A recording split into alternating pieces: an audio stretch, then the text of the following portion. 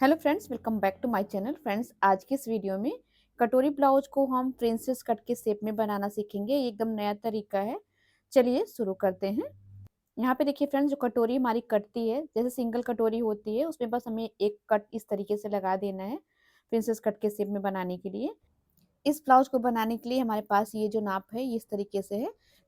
Blouse की लंबाई 13 inch की है, चेस्ट 36 है, कमर 30 इंच की है, शोल्डर हमने 5 और 5.5 इंच लिया है, सामने का गला 6.5 इंच है, पीछे का गला 10 इंच है और आर्म होल की गोलाई हमने 15 इंच की ली है। कटोरी का साइज हमारा 6 इंच का रहेगा। अब इसी नाप के अकॉर्डिंग हमें अपने ब्लाउज की कटिंग करनी है।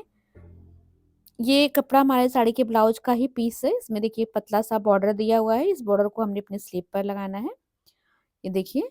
और अस्तर जो हमने लिया है फ्रेंड्स, 80 सेंटीमीटर का लिया है। आप चाहे तो यहाँ पर 1 मीटर का अस्तर ले सकते हैं। हमारी स्लीव जो है छोटी है, तो हमने 80 सेंटीमीटर का ही अस्तर लिया है।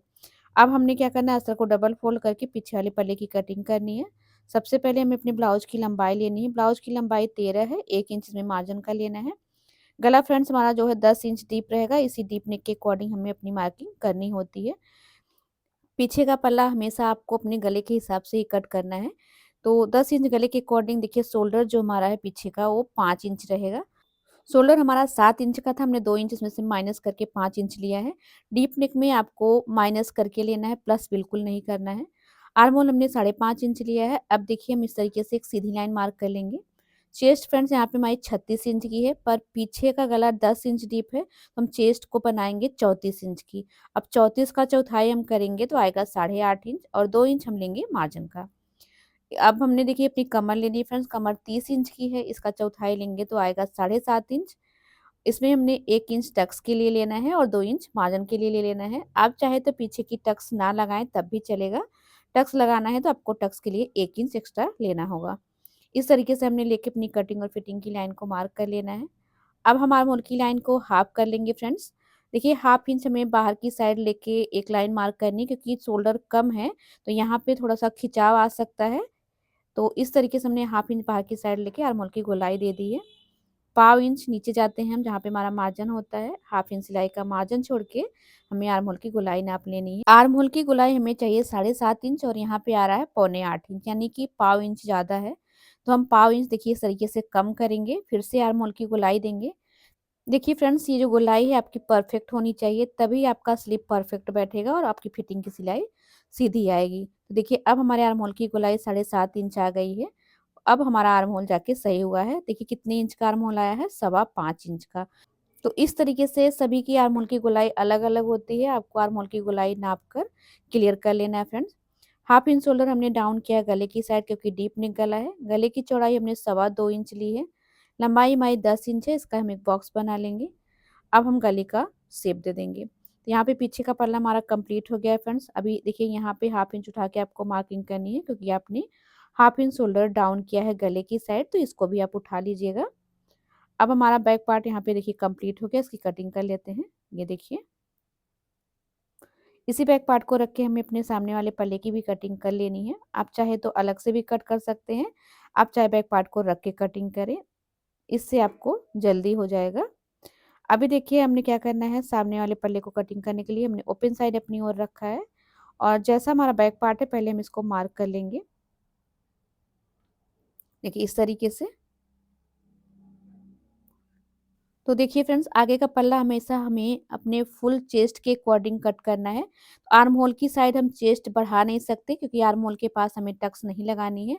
जो भी बढ़ाएंगे हम गले की साइड बढ़ाएंगे, तो कटोरी ब्लाउज में हम आगे की साइड अपने चेस्ट को बढ़ाएंगे। यानी कि हमें आगे का पल्ला अपना हाफ इंच एक्स्ट्रा लेना है, इस तरीके से। ये देखिए।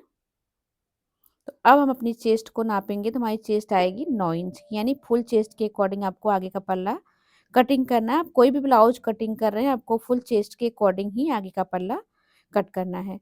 तो यहाँ पे 9 इंच हमारी चेस्ट है, 2 इंच हमारा मार्जिन हो गया। नीचे की साइड देखिए 1 इंच हमें लंबाई बढ़ानी है। जितना पीछे का पल्ला है, उससे 1 इंच ज़्यादा हमें आगे का पल्ला लेना होता है बेल्ट के लिए। यहाँ पे कमर की मार्किंग कर लेते हैं। कमर 7.5 इंच है, 2 इंच मार्जिन का है, और आगे की साइड हाफ इंच जो एक्स्ट्रा हमने लिया है वो हुकाई की पट्टी में चला जाएगा। इस तरीके से आप देख सकते हैं कि हमने अपना आगे का पल्ला मार्क किया है। अब हम क्या करेंगे, देखिए यहाँ पे आर्म होल पे गहराई देंगे तो आप देख सकते हैं कि हाफ इंच बढ़ने से हमारा शोल्डर भी हाफ इंच बढ़ गया है। शोल्डर हमारा हो गया यहाँ पे 5.5 इंच, पीछे का शोल्डर हमारा 5 इंच था। अब हमने आर्म होल उतना ही रखना है जितना पीछे की साइड का था। ये देखिए इस तरीके से उसी पे लाइन को मार्क कर लेना है। हाफ इंच अंदर की साइड आके हम एक लाइन मार्क करेंगे, यहाँ पे हम गहराई देंगे क्योंकि आगे के पल्ले में गहराई रहती है। अगर आप ये वाली मार्किंग नहीं करेंगे तो आपके आर्म होल के पास झोल आ सकता है, आगे के पल्ले में क्रीज आ सकती है आर्म होल के पास। तो ये वाली गहराई आपको दे देनी है इस तरीके से। अभी देखिए फ्रेंड हमने गहराई दे दी है। शोल्डर पट्टी जितनी पीछे की है उतनी हमने शोल्डर पट्टी ले लेनी है। तो शोल्डर पट्टी हमारी है 3 इंच में 2 सूत कम, उतना ही हम इसमें ले लेंगे। जो भी हमारा पार्ट बच रहा है वो गले की चौड़ाई में चला जाएगा। गले की लंबाई हमने 6.5 इंच लेनी है। आप अब लंबाई अपने हिसाब से ले सकते हैं।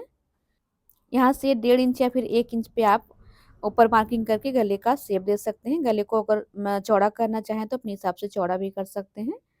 टक्स पॉइंट हम लेंगे 10 इंच पे क्योंकि हमारी 9 इंच की चेस्ट है। ये देखिए इस तरीके से। अब जहाँ पे हमारी टक्स पॉइंट है उसे 2 इंच नीचे हम बेल्ट वाली लाइन को मार्क करेंगे। तो देखिए फ्रेंड बेल्ट आपकी सही जगह पे होनी चाहिए, इससे आपका जो बेल्ट है कटोरी पर नहीं चढ़ेगा। साइज के हिसाब से बेल्ट हमें कितने इंच पे लेनी है इसका वीडियो हमने चैनल पे डाल रखा है, आप वहाँ पे जाके देख सकते हैं। बेल्ट के शेप के लिए हमने 1 इंच यहाँ पर लेना है और 3.5 इंच और एक सूत इस तरीके से लेके हमने बेल्ट का शेप दे देना है। यहाँ पे हाफ इंच ऊपर उठाएंगे और इस तरीके से मार्क लगा लेंगे। ये देखिए इस तरीके से बेल्ट को कंप्लीट कर लेना है। अब हम कटोरी का साइज लेंगे। आप चाहे तो यहाँ से 6 इंच पे कटोरी का साइज ले सकते हैं या फिर देखिए सिंपल तरीका है, यहाँ जहाँ से तैयार का निशान है वहाँ से आपको 2.5 इंच ले लेना है। 2.5 इंच पे लाइन को सीधा मार्क कर लेना है। यहाँ पर भी आपको 2.5 इंच लेना है। ये देखिए अब क्या करना है, फ्रेंच कर्व की मदद से तीनों पॉइंट को मिलाते हुए आपको कटोरी का शेप दे देना है। एकदम इजी तरीका है फ्रेंड्स, आप इस तरीके से बनाकर देखिए, फिटिंग भी परफेक्ट आएगी।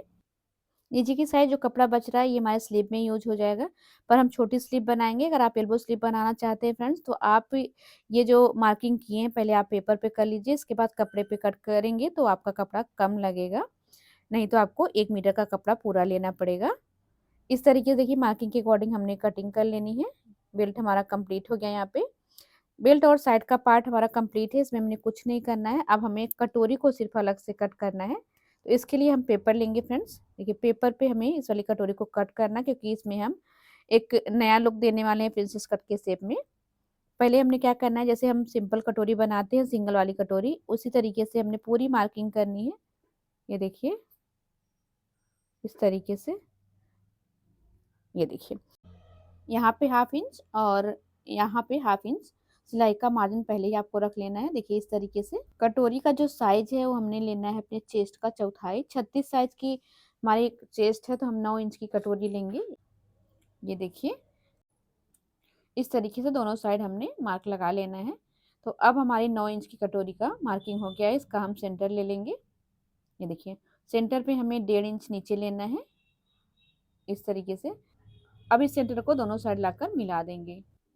तो थोड़ा सा राउंड शेप में देना है, तिकोना नहीं करना है, कोना नहीं निकालना है फ्रेंड्स। अब हम क्या करेंगे, देखिए इधर की साइड हम इसको इस तरीके से मिलाएंगे और इधर की साइड जो हमारी कटोरी निकली है इसको रख के भी आप मार्किंग कर सकते हैं। आप चाहे तो अपने आप भी मार्किंग कर सकते हैं, आपको जैसे सही लगे आप उस तरीके से इस वाली मार्क को बना सकते हैं। ये देखिए तो ये वाली कटोरी हमने बना ली है, जो सिंगल कटोरी की मार्किंग करते हैं उसे हमने कर ली है। अभी हमने इस पे टक्स लगाना है। तो देखिए अब हम क्या करेंगे, कटोरी को पहले सेंटर से फोल्ड करेंगे और इसमें हमें हाफ इंच का सिलाई का मार्जिन रखना है पहले।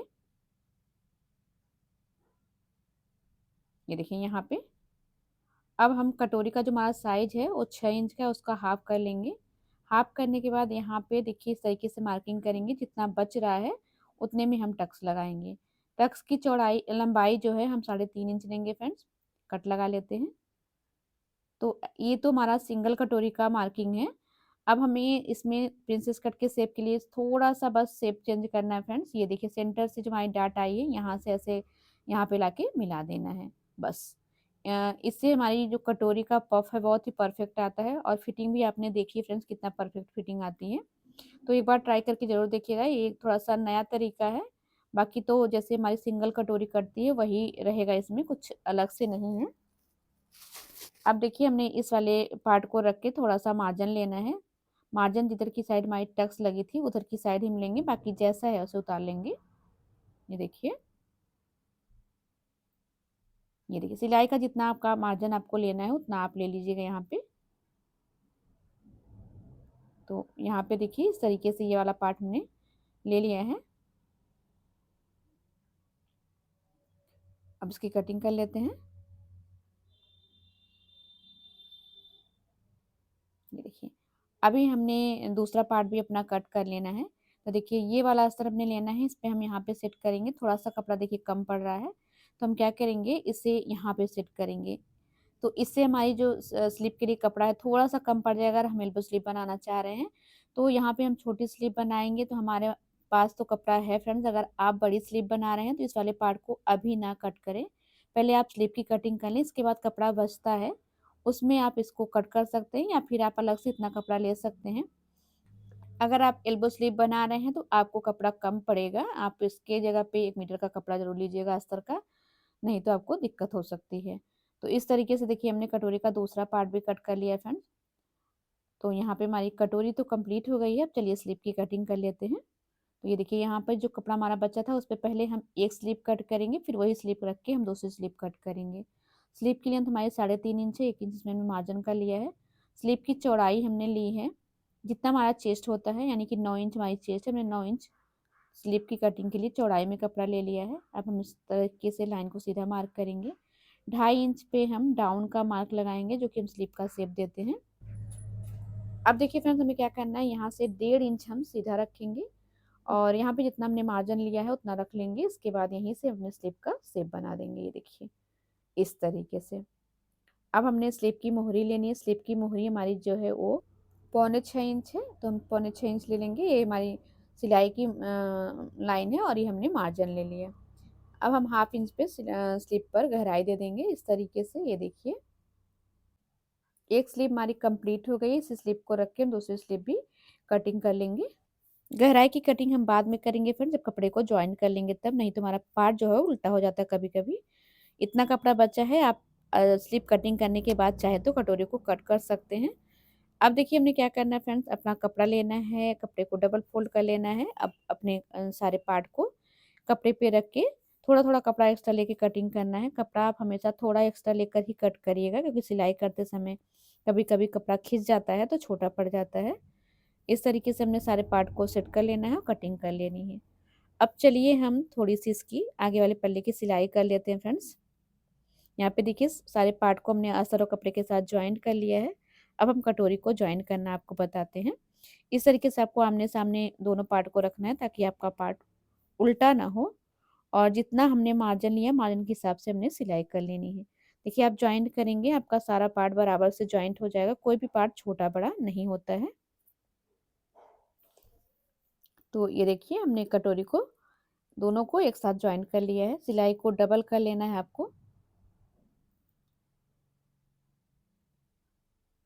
ये देखिए इस तरीके से इसका पफ आया फ्रेंड्स, आप देख सकते हैं।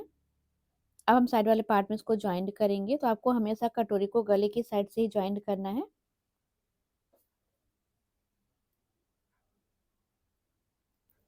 एक भी पार्ट को खींचना नहीं है, बराबर से सिलाई करनी है।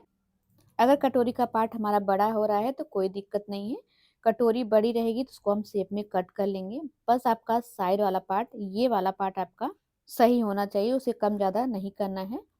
अब इस तरीके से देखिए हमने कटोरी को शेप में कट कर लिया है। तो आप देख सकते हैं कि शेप कितना परफेक्ट आया है, और पफ देखिए बहुत अच्छे से आ गया है, और गला भी देखिए एकदम परफेक्ट है। अब हम क्या करेंगे, बेल्ट ज्वाइंट करेंगे। तो बेल्ट भी हमने कंप्लीट कर लिया है फ्रेंड। जैसे हम बेल्ट ज्वाइंट करते हैं, कई सारी वीडियो में हमने आपको बेल्ट ज्वाइन करने का तरीका बताया है, अंडर पैकिंग सिलाई करने का भी तरीका बताया है। तो बहुत सारी वीडियो चैनल पे है फ्रेंड्स कटोरी ब्लाउज की सिलाई और कटिंग की।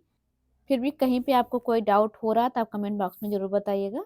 और फ्रेंड्स अगर आप किसी भी ब्लाउज की पेपर कटिंग मंगाना चाहते हैं तो भी कमेंट बॉक्स में कमेंट कर दीजिएगा।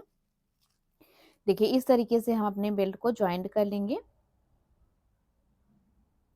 ये देखिए पलट करके हमने इसको रोल करते हुए दूसरा बेल्ट भी इसी के साथ पकड़ना है, और जो सिलाई हमने अभी चलाई उसी पे दूसरी सिलाई हमारी जानी चाहिए।